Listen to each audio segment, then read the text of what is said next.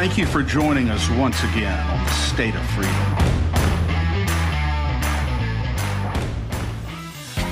The State of Freedom is a listener-supported podcast. We're committed to pursuing the truth about policymaking, regulatory actions, and political maneuvers in Louisiana and at the national level that stand to impact your freedoms.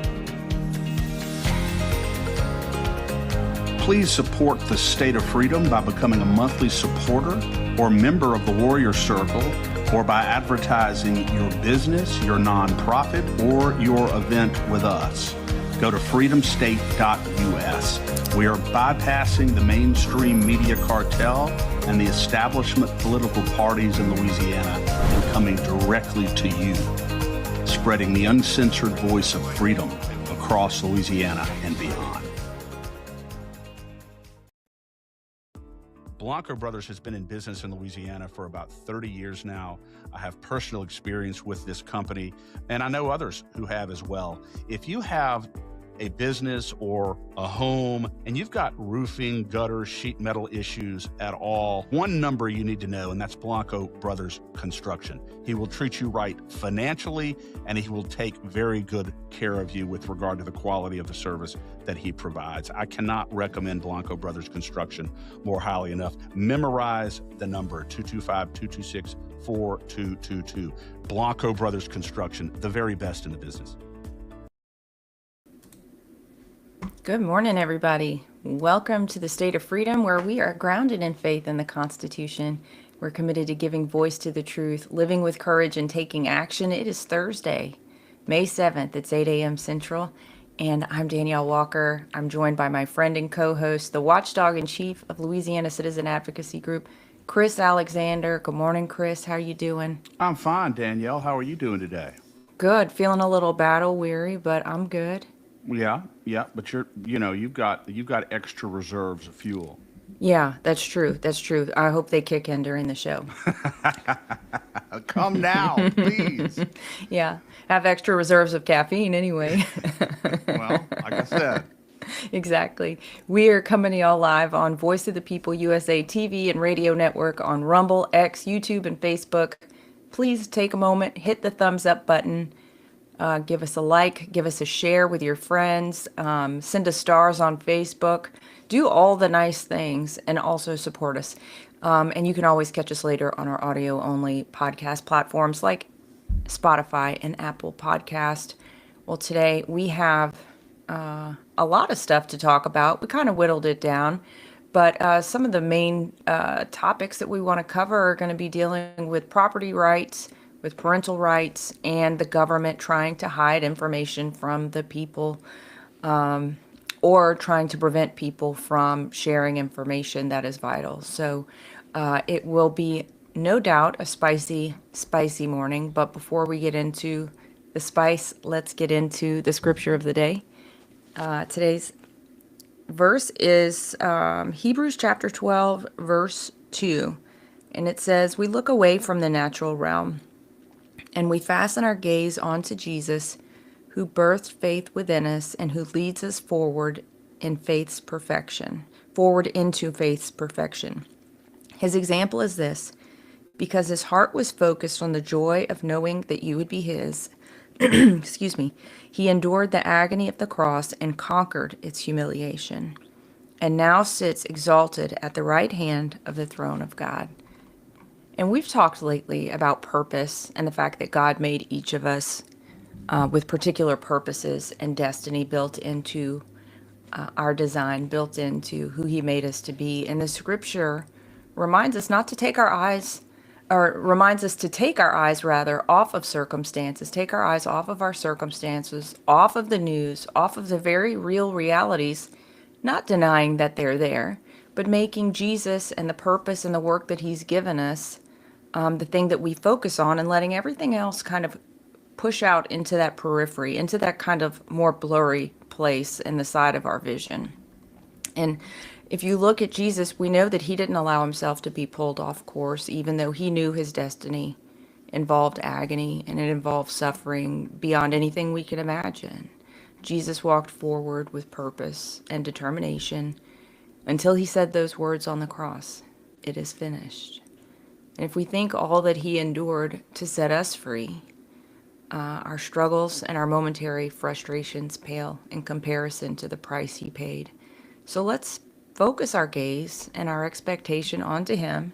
Let's move forward in his example as he allows all those things that we have to walk through and all the work along the way to perfect our faith as we walk out our purpose and destiny. Yeah. Very, very, very powerful, Danielle.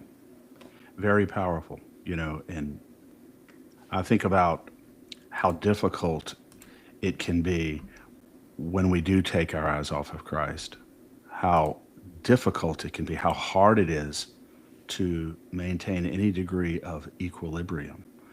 Yeah. Sometimes I find myself just clinging to him, and that's basically it. There are times when I'm literally days when I'm just clinging to him, and it's only his grace that gets me through sometimes. Yeah. And I'm sure that other people feel the same way. Only his grace, because you look around and you see things that are very, very upsetting, very troubling, and you wonder what's the purpose of this? How can you Yeah. allow this to happen?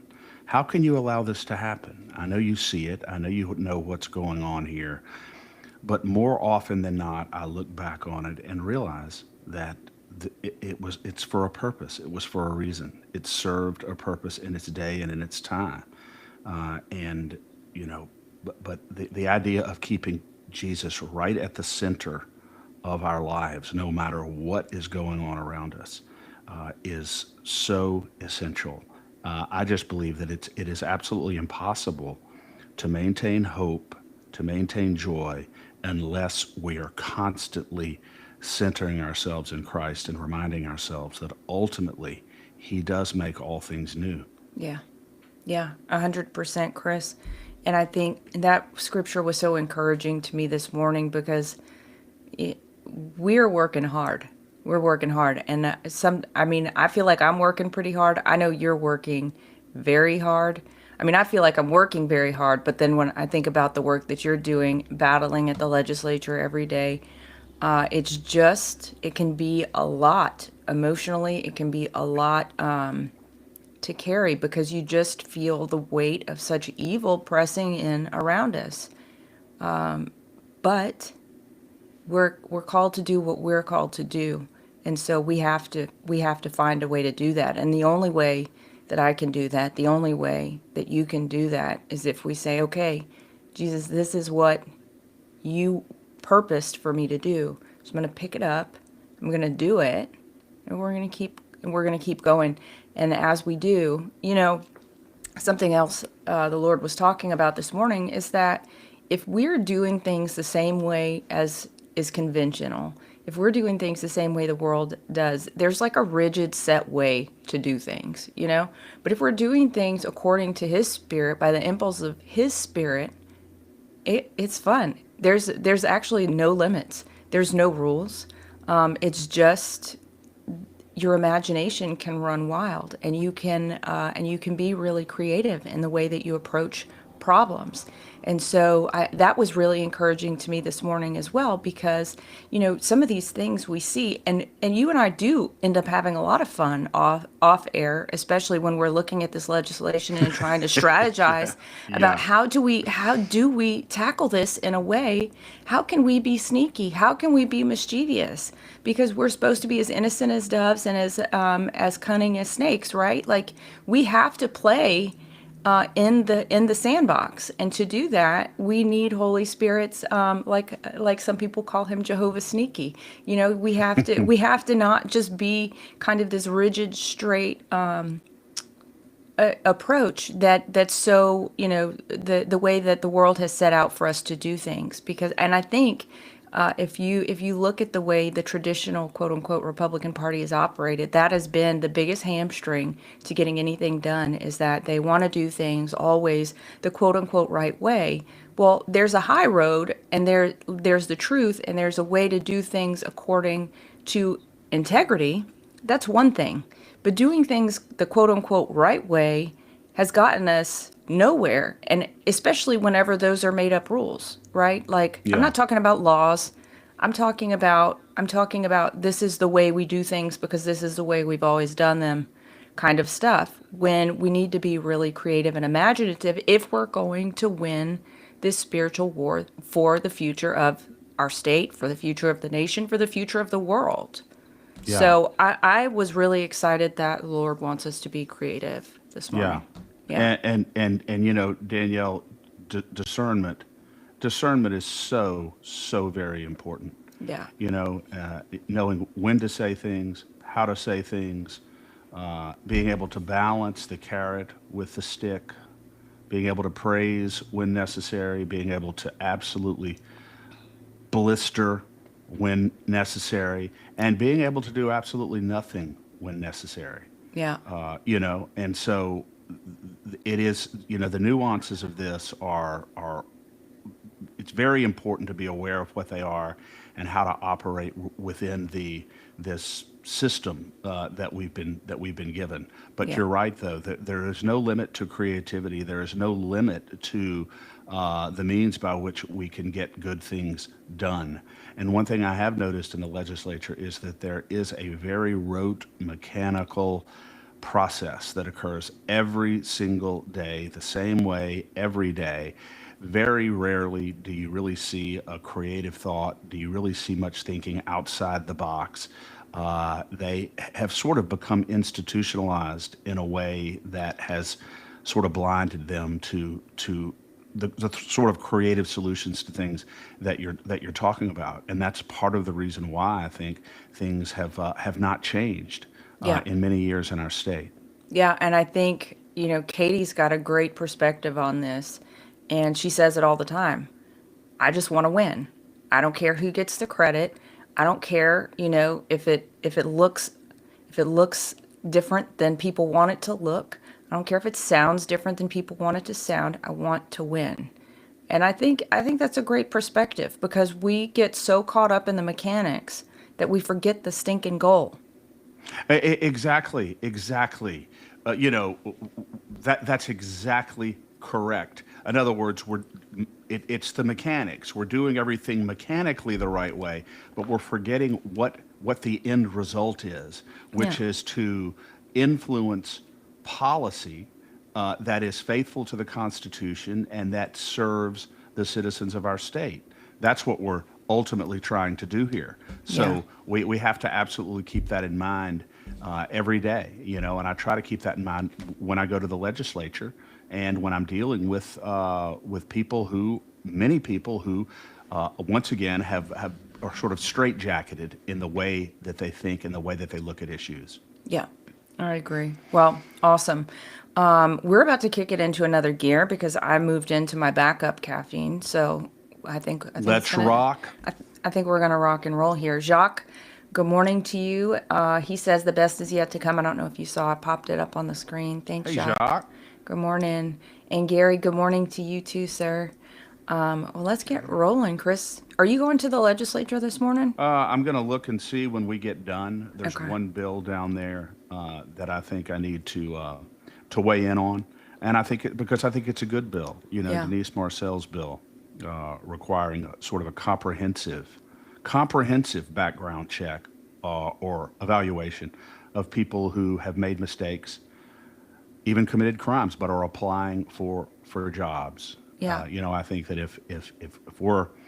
if they're supposed to consider the bad things in someone's past when they're applying for a job, they absolutely should be required to consider the good things as well, the things that they've done to redeem and to improve themselves. Yeah. And I just think that's really, really important. Yeah, I love that bill. I'm Yeah. excited that she's bringing it. I think there's not been enough, if as we've said, focus on rehabilitation, on there's not been enough room given for personal redemption.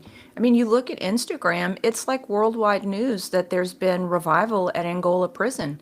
Shouldn't someone coming out of there who's been touched by Jesus and has transformed their life and reconnected with their family have the opportunity to let that piece of their history be known too? Yes. Danielle, this is you were talking a few minutes ago about the thinking of conventional society. Yeah, And this bill by Marcel, I think, is a challenge to that traditional thinking. it is. People are taught to think, okay, this person wants to do this, but 5 years ago, he wants to apply for this job, he wants to get this job, but 5 years ago, 10 years ago, whatever, he did this really bad thing. So therefore, he's got to be disqualified. He can't do it because he doesn't qualify. Yeah. Whereas it could be precisely that experience that deepened him, Yeah. that gives him the spiritual and the psychological perspective to be able to perform fabulously above and beyond what he otherwise could have done. One of the things that we've forgotten about in our society is the power of redemption. And we have got to remember that. There is not a figure in history who did great things that was not face down in the mud, absolutely despairing at one point in their lives. And many of them did some really bad things. And Yeah. they went on to do some really great things, not even despite those bad things, perhaps because of what they learned from those terribly distressing experiences that they went through. And they became even more qualified and better men and women because of it. Our society has forgotten that. And we have to learn how to be less judgmental and evaluate people more through the eyes of God than through the eyes of man and through the eyes of the flesh. That's Yeah. one thing that our society could very much learn from the example of Christ. Yeah, absolutely. And Chris, why don't we I'll just let us use that as a transition to a different bill than one I was going to start with, Yeah. but there's two bills that Senator Morris are using to try and accomplish the same thing. His Senate Bill 479 and his Senate Bill 123. And we mentioned them yesterday. I think they're getting, I'm always suspect whenever there are mailers sent to me telling me that I need to support something, Yeah. or call my legislator for something, because usually the people that have money to do to do that don't have the Constitution in mind. Right. So, would you talk a little bit about this bill? Because what's been so distressing, I think not distressing, it's it's gotten under my skin. It's really irritated me. It's kind of pissed me off that they're lying to us. They're Yeah. absolutely lying to the public and saying we don't have a way for to remove these rogue judges. You see what they're doing to Trump. You see what's happening in our state. They're letting all these criminals go, the DAs and the judges. We need to do something. Here's this mechanism so we can actually attack the root of the cause. Well, Meanwhile, in the yeah, Constitution, there's already a way. absolutely. There's a constitutional process, Article 10, Section 24, which is essentially the same as the impeachment process on the federal level, a majority vote in the House of Representatives, and then it goes, that's the vote, the formal accusation, and then it goes to the state Senate, and a two-thirds vote there convicts and actually removes from office. That is the current constitutional mechanism. It has no involvement of the governor, and it shouldn't. And it hasn't been used since, I don't believe it's been used since the 1974 Constitution, since it was enacted. So why do we want to go to a different process when we've got one right now that addresses malfeasance, that Yeah. addresses, and by the way, one of the reasons why Morris wants this bill is says currently under the Constitution, it only addresses malfeasance and criminal felonies and so forth. It doesn't address just incompetence. Well, as far as I'm concerned, when a judge is chronically incompetent, when a judge is chronically not enforcing the law on the bench, that is malfeasance, and that is grounds for constitutional impeachment under the legislative structure. So there's nothing that Jay Morris's current bill will do that we do not already have a current mechanism for in law. So there's really, the only thing this bill really does is involve the governor in the process, which I think is terribly, terribly unwise. Recipe for, yeah, no. And Gary, you're absolutely right. He says you can't legislate away the Constitution. And I would also say you can't wallpaper over the Constitution with similar but slightly different words, like come on, just use the mechanisms we have. And Exactly. and you and I have talked at length, Chris, about the fact that there's so many laws that overlap. There's so many laws that are unnecessary. This is exactly a great example of that. Why don't you focus on what's important? Why don't you do your job?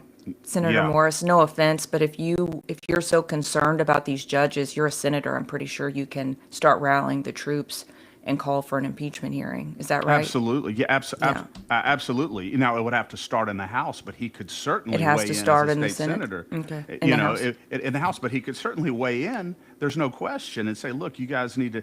And, one of the things Katie mentioned to me after the show yesterday, because we were talking about, you know, the legislative oversight. We don't need this bill by Morris because we don't need to give the governor more power in this process. And she Yeah. said, you need to make sure that your viewers understand that you're sensitive to the concern that people, especially people in New Orleans, have regarding the conduct of these judges. And we Yeah. absolutely are. We absolutely we're absolutely incensed by the extent to which these judges really are not vigorously enforcing the law, and oftentimes they are way too lenient on hardened criminals, and those criminals sometimes end up doing some bad things because those judges have not vigorously enforced the law. Yeah. We get that. I totally understand that. Our only and we believe that that is the case.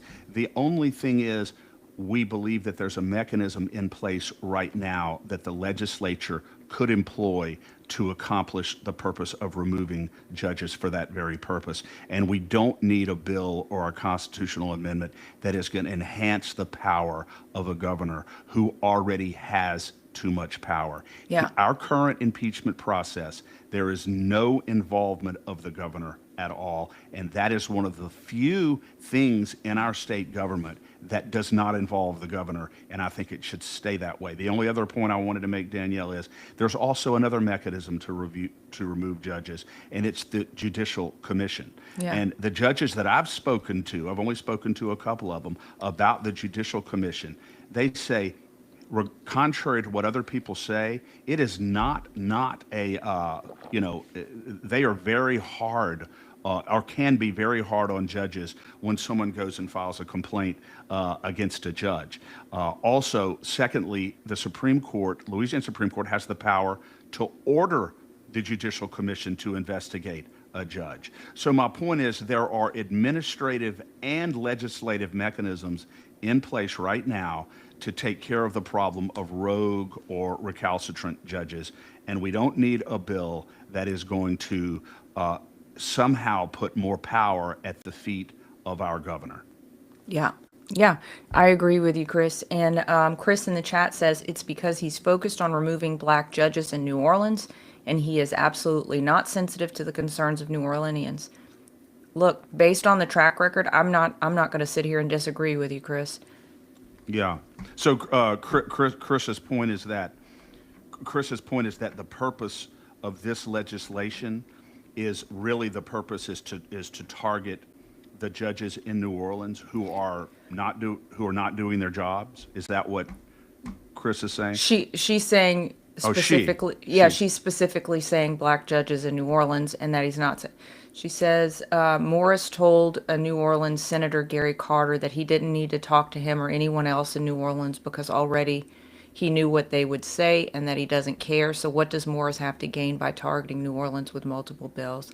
I'm not sure. I haven't looked into this, and Chris, it's going to be very interesting. I mean, have you gotten any insight from his testimony or when he presented the bills, how he's approaching this? I'm sure he mentions New Orleans and he mentions the crime in New Orleans. Well, sure, but he's very nuanced in his approach, and he doesn't come right out and say that he's targeting a specific demographic or a specific group of judges, but there's no doubt that Jay Morris's position is that there are judges in the state and probably more in New Orleans who are not enforcing the law, who are not doing what they need to do to make sure that criminals are prosecuted vigorously for serious crimes. And I know that that is a concern in New Orleans. There's no question about it. Heck, it's a concern here. I mean, there was a magistrate, the shooting right here in Baton Rouge, Danielle, at the Mall of Yeah. Louisiana recently. Yeah. That 17-year-old, almost 18-year-old defendant, I think should not have been free on his own recognizance when that happened. It was because a magistrate judge gave him a very, very light suspended sentence for something. He shouldn't have been out of jail. I don't know the background. All I know is that there's a very strong argument that he should not have been free on his own recognizance when that happened. He should have been in jail, and if he had been, it wouldn't have happened. And that happened right here in Baton Rouge. So this is not a problem that is unique to New Orleans. And we absolutely understand the issue. But the legislature needs to employ the mechanism that it has in place right now to handle this. Jay Morris should say, look, if he wants to do this, he should go to the Speaker of the House and say, Speaker de Villiers, there are a couple of judges in New Orleans who wherever, let me compile, here's the record of it. And here are all of the examples in which they have simply not enforced the law when they have acted in a way that deviates from normal sentencing practices throughout the state. And it is obvious that they have a pattern of not vigorously enforcing the law. They are incompetent. They refuse to honor their oath that they took when they assumed office. We need to make a move to impeach them. Speaker de Villiers could make that initiative in the House. They could vote to impeach. Then they could have a trial in the Senate. That's the way this is supposed to work. There is no need for this legislation at all. And I'm sure that the governor on some level is behind this, because he obviously any opportunity he has to increase his own power, he wants to do it. And he may even have a legitimate concern about, the crime in New Orleans in particular. But we've got two mechanisms in place, as we talked about a few minutes ago, administrative and legislative. How about try that process in the legislature first before we try to employ a new one? And Chris, just for people who are like, okay, well, I am concerned about a judge. I heard this story in the news, or it impacted my neighbor, or it impacted me directly. What would you recommend they do? Should they call their legislator, call their senator, and say, please, please demand an investigation into this judge, or please investigate this judge and bring them forward for impeachment? They can do that. They absolutely can do that. You can call your representative. You can send an email to your representative. You could send us an email. You could send me an email and say, here's the situation with this judge, with this defendant, with this situation. And then we could collectively reach out to your representative and move to try to have that particular judge impeached. And I think that's the way it should be done. There's no question that something has got to be done because it is an acute problem. It's an acute problem, and there are judges on the bench who, for whatever reason, they cannot bring themselves to impose real punishment on criminal defendants who do really, really bad things. I don't know whether it's in their education, their background, whether they have a mentality of just perpetual victimhood. No matter what somebody does wrong, it's society's fault, it's the institution's fault, Right. it's never the individual's fault. They're never personally. There are judges on the bench in the state right now, Danielle, who really do not believe in primary personal accountability or primary personal responsibility for our wrongdoings. I was taught that no matter what I do wrong, ultimately, no matter what the circumstances are, no matter what mitigation there may be, I am fundamentally and finally responsible for my own actions. And that was an axiom that was taught for generations in our society until relatively recently, where the school of thought began to prevail that it's all society's fault. The line between good and evil passes through evil institutions. It doesn't pass through my own heart. And Yeah. we've got to remember, and I think that's also part of the problem. And Chris, just to clarify, can people also make recommendations to the administrative process? How do they do that? Oh, then I'm sure that there's a website. It's called the Judicial. Hold on a second. I don't know exactly what the name of it is, but I think it's the Judicial Review Committee. But there is a website, and you can go on there, and I am confident that you can file a complaint against any judge in the state, even online, and there's a way to do it. It's not a complex process. You can describe exactly what the situation is, what you observed, what you saw, what you've experienced, and you can file a formal complaint against that judge, in addition to reaching out to your state representative and or even your state senator and registering your concerns there as well. Okay. So I would encourage you to do that. It is a problem. There's no doubt about it. We just do not believe that this is the mechanism that's going to resolve it. Yeah, and Chris in the chat says that doesn't make sense. He's trying to remove judgeships, not individual judges. The people should be allowed to vote, not some senator from 300 miles away who doesn't have the affected parish's best interest in mind. He's simply trying to siphon resources from New Orleans and eventually other parishes. Chris, these bills do speak to the individual, not the judgeships. I'm not saying he doesn't have another bill that might be trying to remove the Oh seats yeah, altogether. He very well Chris. may. Chris is right in the sense that Morris does have another bill which is designed to redraw the judicial districts because he's arguing that those districts were racially gerrymandered, and he's talking about whole districts of judges there. But the bill we're talking about right now deals with the effort or the mechanism of impeaching a particular judge Yeah. for specific misconduct or Yeah. specific examples of incompetence or malfeasance. That's what we're talking about here. And so I think those are two different things. But Chris, you're right. There is legislation pending that would force redrawing of those judicial districts based on the argument that they're unconstitutional because they were drawn principally based upon race rather than on geography and geographical compactness and all the other rules that are required in the Constitution. Yeah. Okay, cool. All right, well, let's get moving. She says, got it. Awesome. Thanks, Chris. And Thank you for chiming in, Chris. We yeah, appreciate you. absolutely. And I see Bud there. I think that's Vicky. Good morning, Vicky.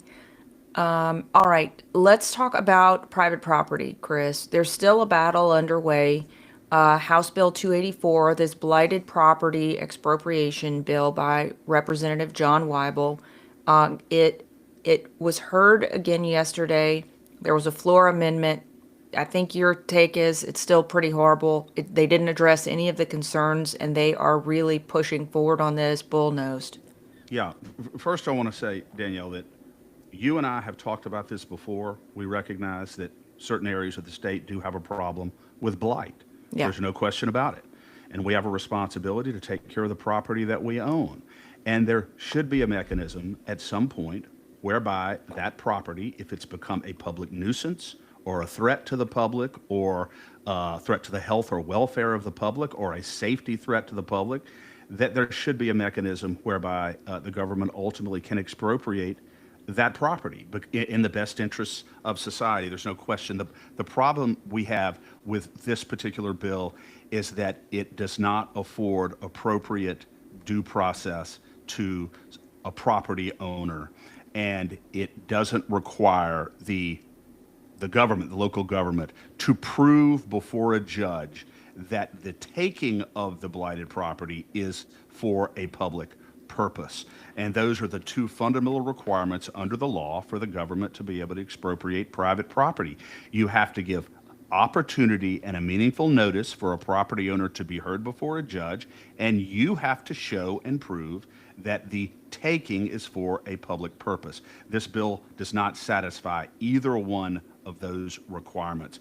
There's no doubt, Danielle, that the ultimate purpose of this bill is to allow accelerated, expedited seizure of quote unquote blighted property, and that Yeah. term is defined so broadly in this bill, it could apply to almost anybody's property. That's one problem. But the purpose of the bill is to allow an expedited seizure of this property, whereby the government would then flip that property over to private developers, to private individuals. And that is exactly what the Louisiana Supreme Court very, very recently said is prohibited under our law. Government cannot expropriate private property for the purpose of giving it to a private individual for their own economic enrichment. It's prohibited under our law. And that would So that would include flipping, wouldn't it?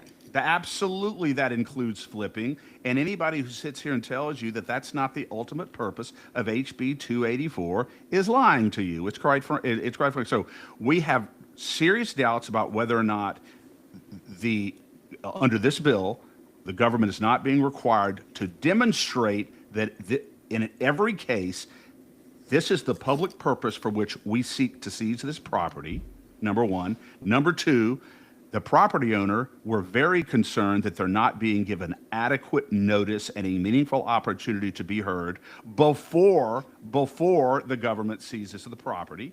Yeah.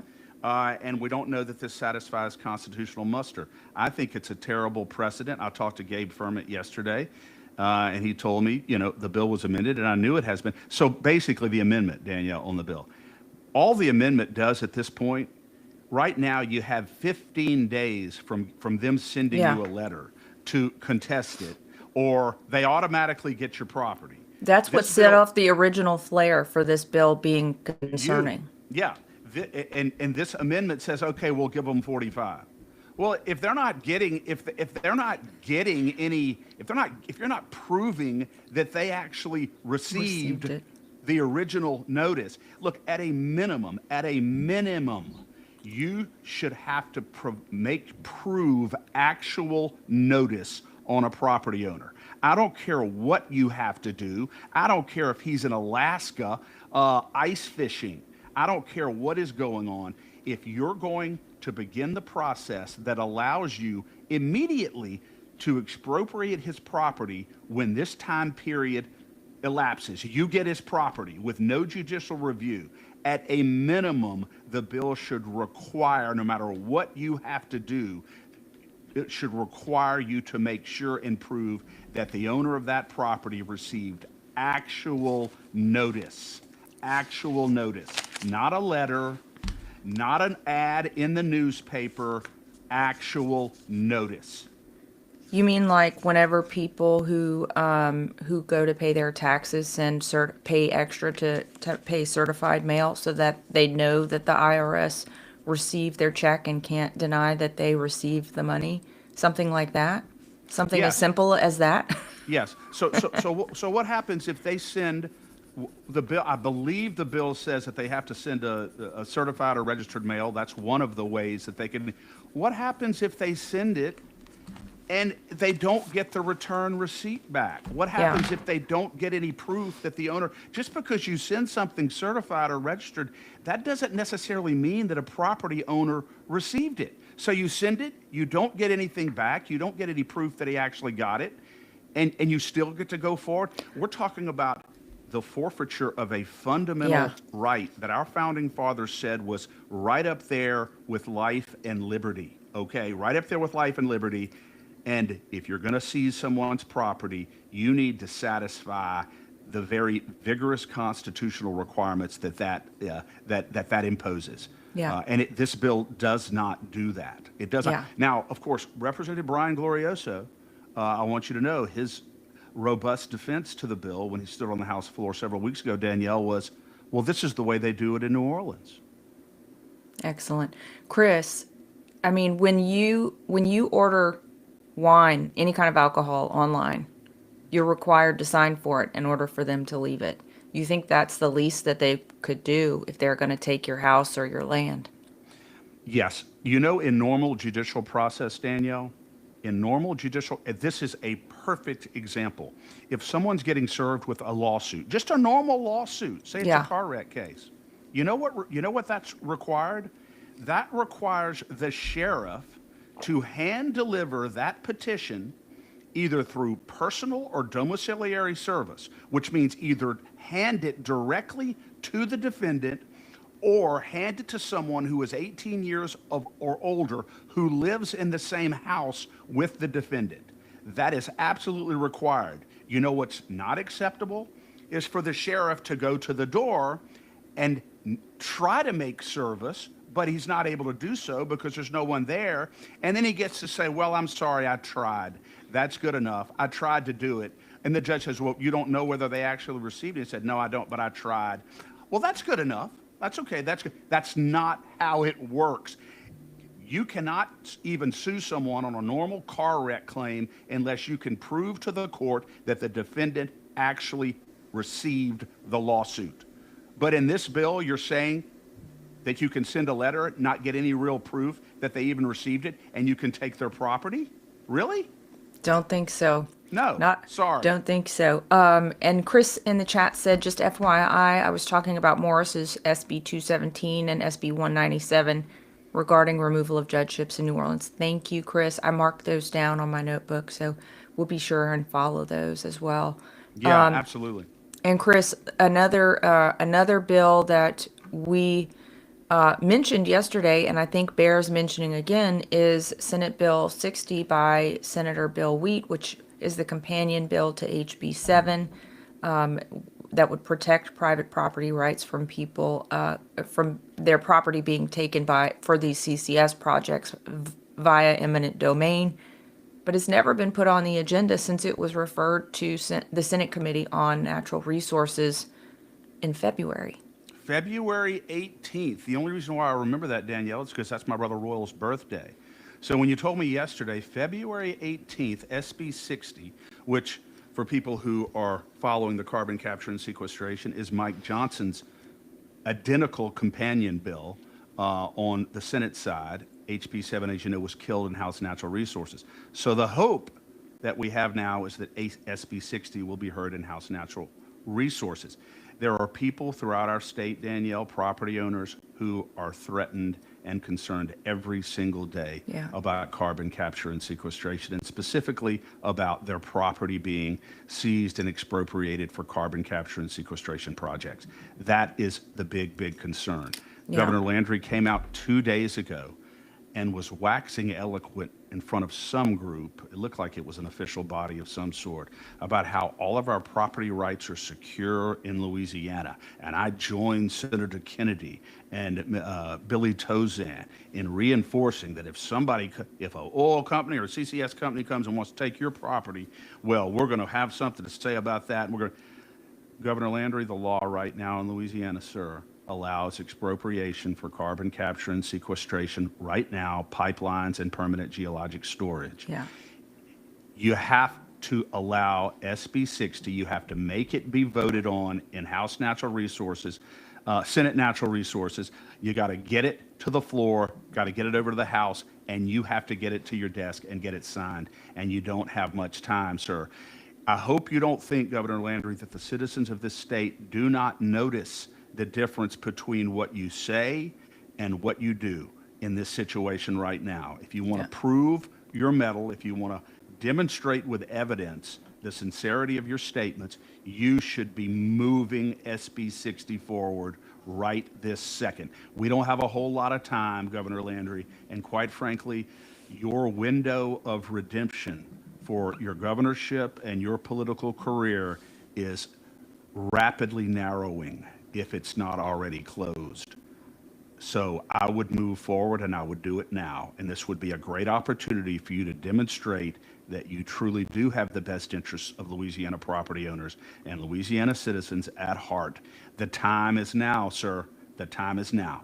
Yeah, and Colonel Guillory messaged and said, tell the governor to call on SB 60 to be heard now, attend the hearing, submit a green card, and speak on its behalf. He says you have to, quote unquote, go through him. not just allow it, push it, show up, green card, speak on it, walk it to the Senate, walk it over to the House. He says, yes, I'm still fuming over his comments. And he needs to do something. He needs to, Colonel Guillory is 100% right. yeah, And Danielle, last point on this before we move on. If Governor Landry wants, look, we are, how far away are we from the end of the session right now, Danielle? almost 3 weeks, Chris. Okay, we're 3 weeks away. If remember how fast he got SB 256 through? There was about a 7-day period from the day that bill was heard in its first committee to Remind the us day what it is.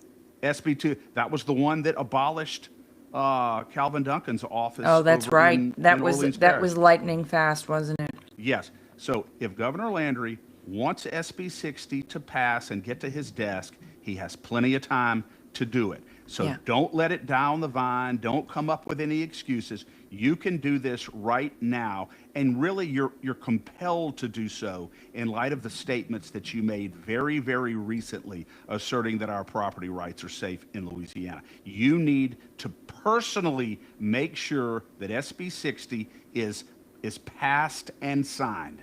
Yeah, absolutely.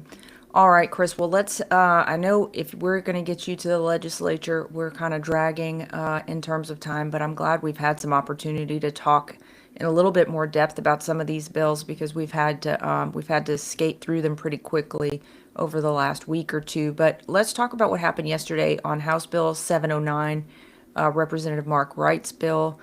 This is kind of reducing red tape, reducing the bureaucratic crush in the Louisiana bureaucracy, I guess. Yeah.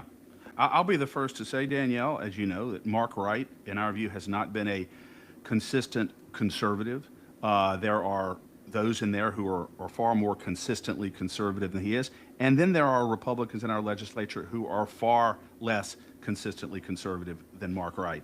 But we give credit where credit is due, and HB 709 is a very, very good bill. Yeah. And it is designed specifically to rein in these regulatory agencies in Louisiana that are essentially many rule makers, many king makers that are imposing burdensome regulations on Louisiana citizens that are not consistent with the original enabling legislation.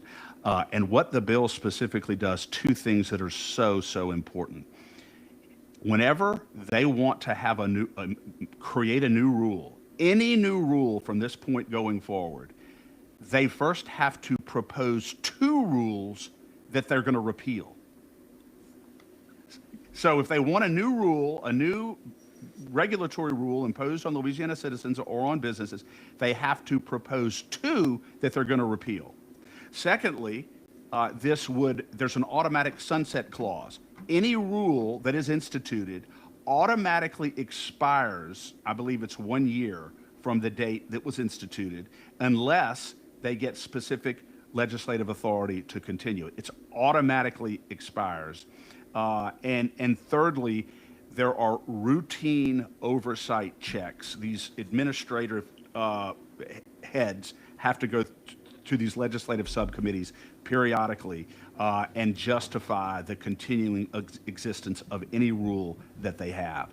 All of this is designed to ensure that these unelected bureaucrats are not engaging in actions and imposing rulemaking burdens on citizens that have not been authorized by our elected legislature. That's what it comes down to. I think this is a very good bill.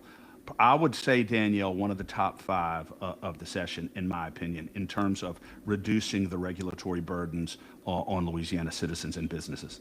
What I like about it is that it puts the onus on the administrative state. It puts the legwork on the administrative state. You like this rule so much, now you have to track down a legislator, get them to write a bill just so you get to keep your rule. How much do you want it? How badly do you want that rule? How bad do you want that rule? And how badly do you want the new rule? Yeah. And you better go find two that you have that you're gonna axe before you even come in and ask us to impose another one. Yeah. I don't know, Danielle, do you know what? I can think I can absolutely, this just strikes me as the kind of bill, I don't know why, maybe it's just my intuition, that will be sort of allowed to kind of die on the floor of one chamber or another, because the administrative state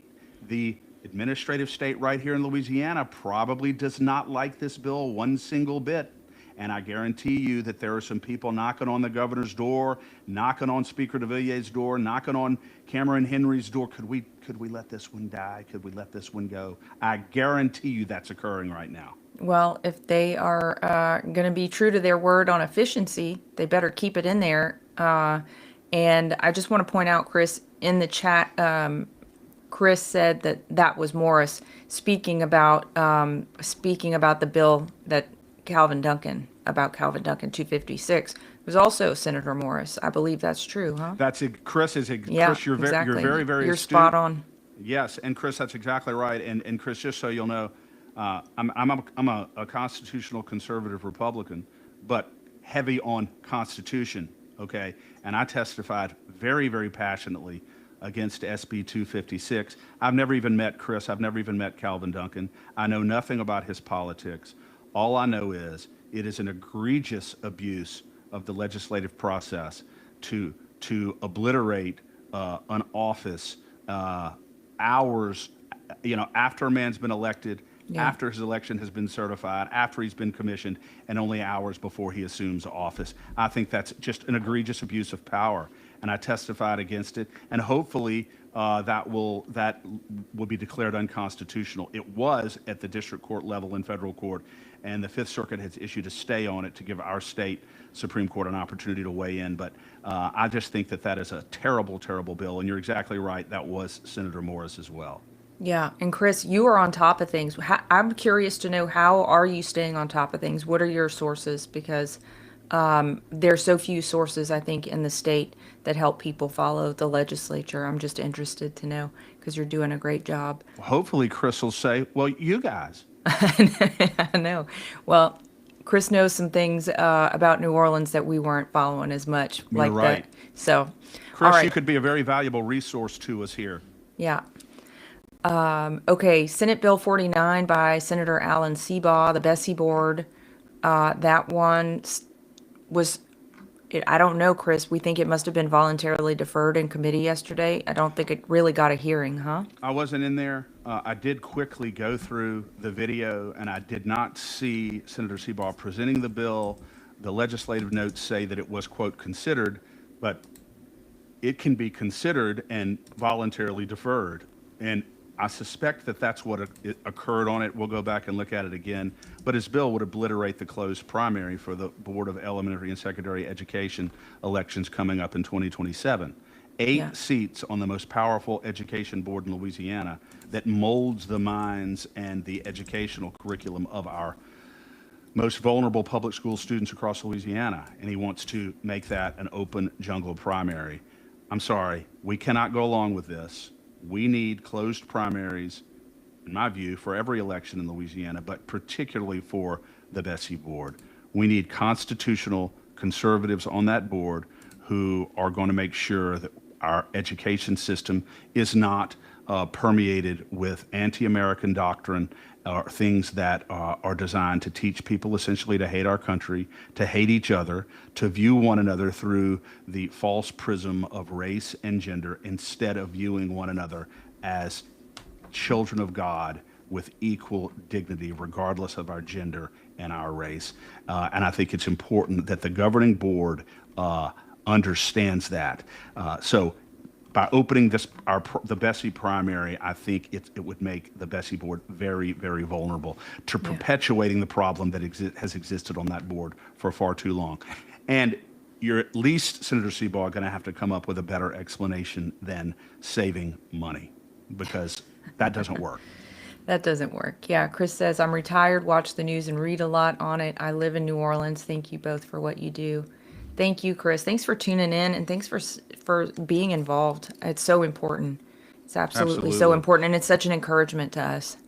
And Chris, make sure that you anytime we're on, if we're talking about New Orleans, or even if we're not, if you you have your ear your ear on the ground over there, let us know things that are happening there that you may think we need to share with our audience, and we'll be happy to do so. Yeah. Yeah, absolutely. All right, Chris, there are House Representative, sorry, my tea stalled out on me. You need a sip. You I need a know, sip.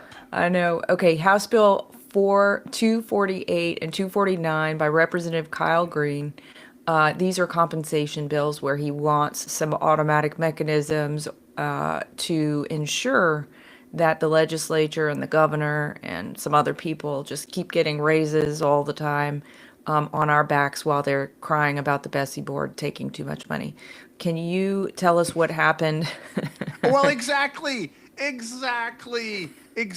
Danielle. So right now, God, you're smart. SB 49, the justification for obliterating the closed primary system for the Bessie board is it'll save the state money.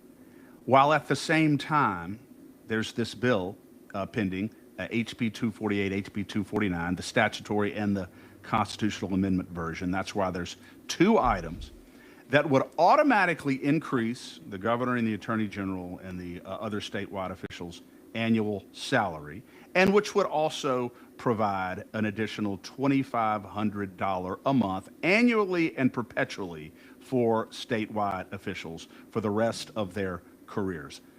So how do you possibly reconcile that?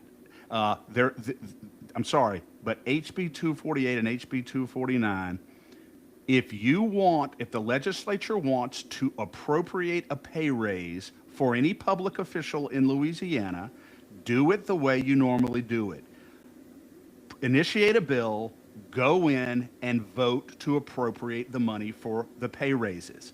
Don't send this to the, don't set up a commission, a 15-member compensation commission, so they can automatically increase your pay. Is this the bill, Danielle, that automatically increases the pay of the governor and the attorney general at the average rate of every college president in the I state think so. of Yeah, Louisiana? this It's the isn't. I same don't think bill. this isn't the commission one. I think that's maybe Big John Ilgs is the commission one. 1201. No. No.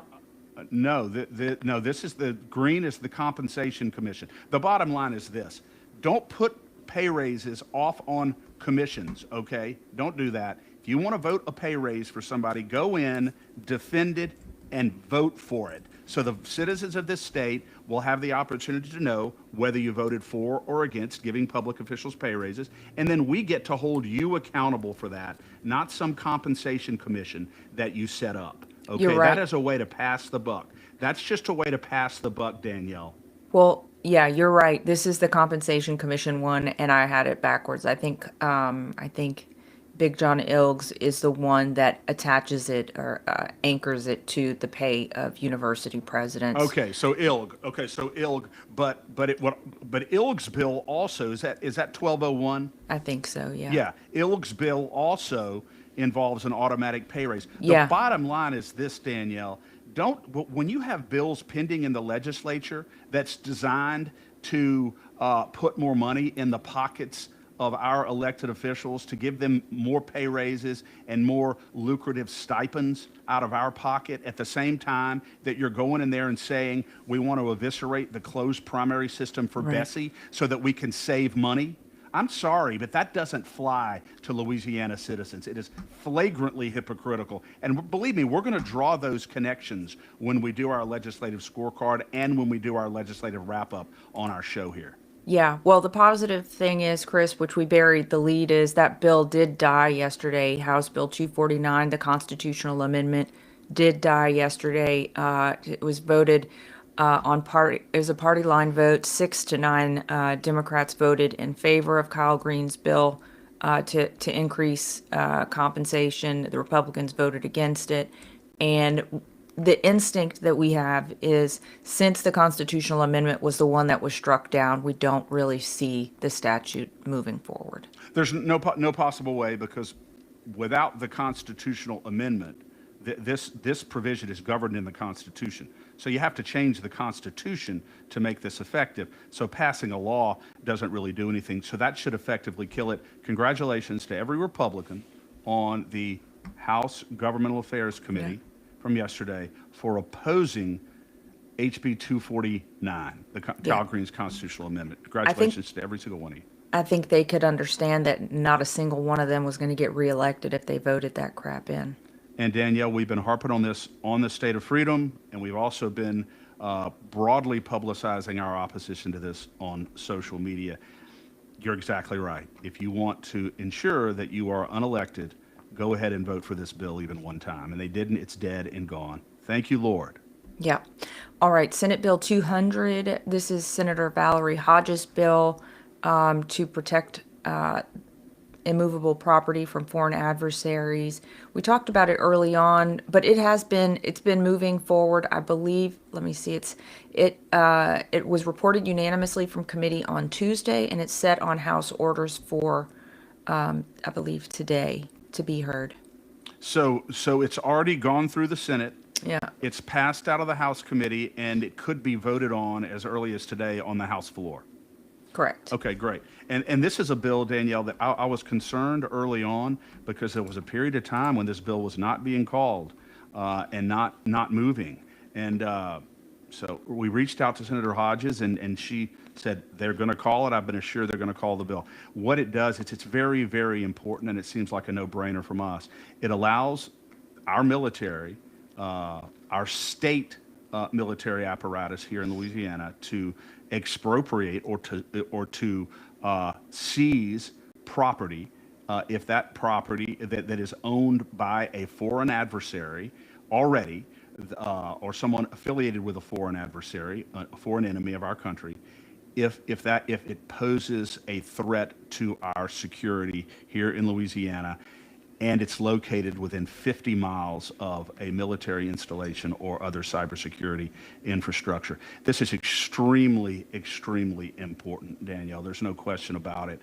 There should be no question that we have the right to protect our infrastructure and our military bases from foreign threats. And that's what Valerie Hodges' bill does. Remember last year, Danielle, in Senate Jude A, where Senator Comrade Greg Miller orchestrated the killing of this bill along with Jay Luno in Senate Jude A. It was a disgraceful spectacle. And it's back now, and we raised holy hell about it then. I don't think it's going to have any problem getting through this year, and it should not. It should not. And just a point on that, Chris, since we have been really beating the drum on property rights, last year, that bill was killed. So there were members of our legislature who were willing to stand in the gap for our sworn enemies to protect their private property in our state, but would not stand in the gap to support yours. So God, just remember that. Yep.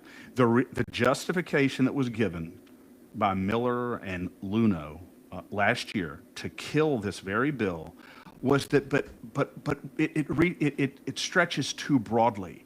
And it might actually infringe on the property rights of people who don't have a concrete relationship with our foreign enemies. And we need to be very, and guess what? I don't agree that the bill would have done that, but that is a consideration. You want to make sure when you pass legislation and you're trying to expropriate property from your enemy, that it doesn't sweep so broadly that it affects the property rights of people who are not our enemies, people who are our law-abiding citizens. You want to be careful with that. But the question you're asking right now, Danielle, is why will you bend over backwards to protect the property rights of other people who may or may not be affiliated with a foreign adversary when you won't do a damn thing to defend the property rights of someone who lives in Rapides Parish, who's been there for 3 generations, and all he wants to do is protect his own family land from carbon capture and sequestration scam. And you don't say a word to protect and defend him. That's Correct. The hypocrisy of this. Yeah, correct. Absolutely. It's staggering. It's absolutely staggering. Okay, I know if we're going to get you out of here, we need to get moving. There's a couple other bills left on my list, Chris. House Bill 410 by Representative Lori Schlegel. We haven't talked about this one in a while. This is her dual consent recording, which would really strip independent journalists, especially investigative journalists, of their ability to get conversations on the record that might otherwise not be recordable. Right. Right now, Danielle, Louisiana is one of 38 states that does very well with one party consent. And what that basically means for our viewers, if I'm in a conversation with someone and I know that I am recording that conversation, I don't have to tell the other person that I'm recording the conversation. It's that simple. 38 states have that law in place right now. Schlegel's law would outlaw that in Louisiana and make it a requirement that every party to a conversation agree in order to record the conversation. Now, there are some exceptions. If you're trying to document a crime or in emergency situations, but we oppose this bill and we have relentlessly opposed it every single second for one reason. There is no exception in this bill for good faith recording in order to document public corruption. That's not in this bill. Unless the public official whom you are recording is in a public place or in a semi-public place.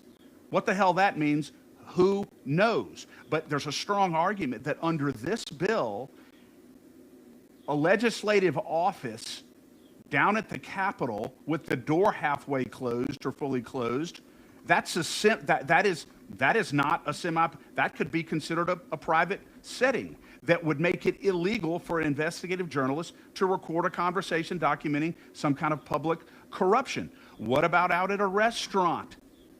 There wouldn't be any James O'Keefe's in the world if this law were in place. A lot of times, public corruption occurs at restaurants or in other places, at bars. The bottom line is this.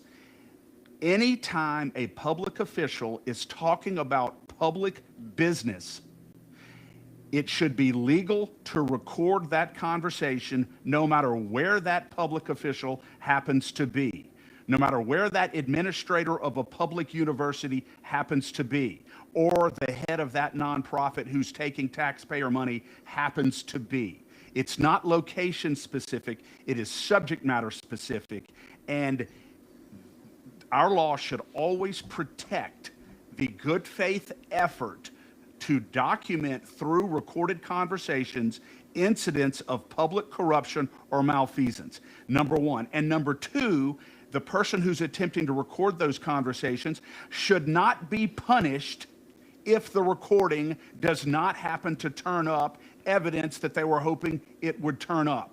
Yeah. That shouldn't result in criminal culpability or civil liability for that person, because that would put a chilling effect on the very good faith effort to do so. So this bill is bad. 410 is bad. And if it doesn't get amended, it needs to die, because it will facilitate, as currently written, the exercise of public corruption with impunity, and it will chill the effort of good faith investigative journalists to uncover and expose it. That's why we do not like HB 410, and that's why it really should die. Yeah, and I'll go further than you, Chris, and say corporate executives or any staff of any company should be included in this as well, because if they are contracting with the state or in some way having to get permits from the state to do things like build AI data centers, things for which there are NDAs being signed, I think all of that stuff needs to be absolutely protected for the people. If there's an independent journalist, if there's an investigative journalist who is having a conversation with a corporate executive and uncovers the fact that there's some nefarious activity happening, criminal activity happening, or just plans for that kind of activity to be happening, it absolutely deserves to be brought to the light of day without any fear on the part of that investigative journalist. It's scary enough for those journalists to even do that work in the first place. They don't have to have the threat of law against them too. Exactly, exactly. Gov- Danielle, I can't say it any better. I'll just say that anybody, if you want to hear a really good explanation for why this bill is bad, I would encourage you to go back and listen to Lauren Ventrilla's, Representative Lauren Ventrilla's appearance on our show from 2 or 3 weeks ago, Yeah. where she gave a really really good explanation for why HB 410 is really bad as currently written. Yeah, absolutely. And there's some great clips on our Facebook page and X and all all the places you can find our shorts and reels Yeah. of Representative Ventrilla making those points. And just moving on, Paul says we still have not received. This is with relation to Senator Hodges' bill. Still have not received an update on the drones over Barksdale or the Chinese buying the golf courses that are near that base. And I think, Paul, this is a very excellent point, and it ties into the next bill and the final bill we wanted to bring up, which is House Bill 1071 by Representative McFarland. This is an aerospace public records exemption. It passed unanimously through both houses, almost no debate. It's been enrolled, so now it's just going to be signed on the governor, going to the governor's desk to be signed. And what has me scratching my head, what has me saying, I want to know what they're hiding, right? Because they're talking about, well, these records are classified, or, this is, you know, sensitive information. Well, let's talk that through. Okay, so most aviation information, most aviation data is federal. So, but this is a state law. So this has nothing to do with anything related to federal data. This has nothing to do with anything related to classified data. This has to do with specific state level aviation aerospace data, which to me probably relates to contracts. To me, it probably relates to some kind of economic development plan that there is. And I know that there are big plans in Terrebonne, specifically at the Homa Airport for drones. I welcome that. It seems like it's a great thing. It seems like it would be an economic boost to the area. But open kimono, government. You don't need to be hiding all this stuff from us because it only makes us suspicious, it only makes us angry, and it only makes us want to dig in further. Exactly. Great point. I sent this bill, by the way, Danielle, this is a bill that would essentially shield from public access any and all contracts, any and all records related to aerospace contracts or the development of aerospace projects in Louisiana. It's like there's one omnibus statutory non-disclosure agreement here with regard to any kind of aerospace contract or economic development in Louisiana. I sent this bill to Colonel Mark Guillory, and he looked at it and he said, well, it looks like they're justifying this through the lens of security. Isn't it amazing how tyranny always raises its head under the attractive camouflage of security so Yeah. often? And that's what they're Yeah, it sure trying to do does. here under this bill. Mark said there is already federal law in place that would prohibit anything from being released to the public if it's classified for purposes of security. They Yeah. don't need this bill. They don't need this law. And at a minimum, they should have to prove on a case by case basis, on a contract by contract basis, the need for concealing this information from the public. We're talking about our tax dollars. Yeah. We're talking about projects and contracts that will be implemented in our state. We're talking about matters that affect us. And you're telling us that carte blanche, there's just going to be a presumptive statute in favor of non-disclosure for every aerospace matter that comes in the state of Louisiana. Mark Guillory thinks that this is a menace. He thinks Yeah. it's wrong, and I'm alarmed as well that this bill is flying through the legislature the way that it is. Yeah. You're right, Danielle. I think you're right. There's got to be some ulterior motive here. Yeah. And if there's not, then why don't you just tell us what it's about? Tell us what it is about exactly. The presumption should always be in favor of public disclosure and accountability to the public. And the presumption of this bill is precisely the opposite. Yeah, absolutely. A couple of things here. Vicky says, "What's the status of HB 410?" Thanks for the catch, Vicky. It has been pending Senate Judiciary A since April 14th, so it has not moved forward since then. I think the shots that have been thrown across the bow have been understood, and maybe it'll die there, but we want to make sure it stays dead. We don't want any Yeah. last minute resurrections. We don't want anybody to think that we've forgotten about this bill being, yeah, being something that No. would undermine the Yes. voice of the people. And we debated last night, Danielle, as you know, whether we were going to talk about this today. But it's just an important reminder. We've been very vocal about this, and I testified on this originally in committee. And we just want people to know that we have absolutely not forgotten about this. Yeah. And Tony says good faith recording is a good thing. Don't sign off on that bill. Corruption is real. House Bill 410. God, Corruption is Tony, real. corruption is real. Tony is Yeah. right. Yeah, absolutely. And then just to close this out, April says, please put a plug in. Today is the National Day of Prayer. Absolutely. Thank you for the reminder, April. I know here in Homa, we're going to be having prayer, I think on the steps of the courthouse at 5:30.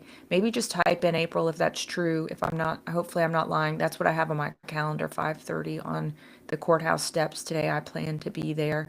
I know many of the my friends at We the People will be there, and a lot of pastors will be represented, local churches. So looking forward to that. I think today's a great day, and don't forget that what is it, May 17th, that President Trump has called for a national day of rededicating the country to the Lord. So this, I think we're in a very, very important spiritual time for the future of our state and nation. So if you don't know about a National Day of Prayer event in your area, maybe start digging for one. Try and find a way to participate. Absolutely. Yeah. The April reminded me of what St. Paul said. The sincere prayers of a righteous man availeth much. And basically, Yeah. what that means is God absolutely hears our prayers. He hears our cries. He hears our groans from the heart. He hears us. This is not just a mechanical exercise. We can know that when we pray sincerely, God hears us, and God Yeah. always answers us. And I love the power of prayer is the most powerful force we have in society. Over and above, Danielle, any action that we can take, if it's not rooted, if prayer is not the alpha and omega of every single thing that we do, then we are clanging at cymbals. Yeah. That's it. We don't have any hope. So, Yeah. April, thank you for that reminder, and I'm going to try to find a place to do just that. Yeah, awesome. And just a reminder to everybody, tomorrow the hearing on the redistricting maps starts 9 a.m. in Senate and Governmental Affairs. If you can get to Baton Rouge, even if you don't want to testify, I would not consider myself a redistricting guru by any stretch of the imagination, but your presence would be greatly appreciated. I think it's very important that we, as my mom likes to say, stare down those legislators. Just let them know that you're there watching. And there's plenty of people there to be supportive of. And the truth is, we're all supportive of them doing the right thing. So whether that's staring them down to let them know that they're doing the right thing or the wrong thing, that's between you and them. But I think it's absolutely important that we get as many people there as we possibly can, because this is a moment that our state is going to hinge on. And you know, uh, th- we expect the legislature to do the right thing. There's a lot of pressure on the legislature coming from above in the form of Governor Landry. We don't know exactly what that looks like, although Senator Klein Peter did telegraph it in the Louisiana Illuminator article that came out, I believe, yesterday, where he talked about the fact that they were planning to keep one majority minority district without any real good explanation as to why. If this whole lawsuit, if the whole Supreme Court case hinged on the fact that racial gerrymandering is illegal, is unconstitutional, then why would you go in with a predecision to keep a racially gerrymandered district just because that was not the one in question? Or to abolish one and create another one. Yeah. You're exactly right, Danielle. We've got to be very, very careful about how we approach this. And I will say that, Paul Hurd said that the bill that Caleb Kleinpeter is talking about, I think it's the same one that he said, is a racial gerrymander. And he has Yeah. very concerns about whether it'll pass constitutional muster. And I wouldn't be surprised if he himself challenges it if it passes.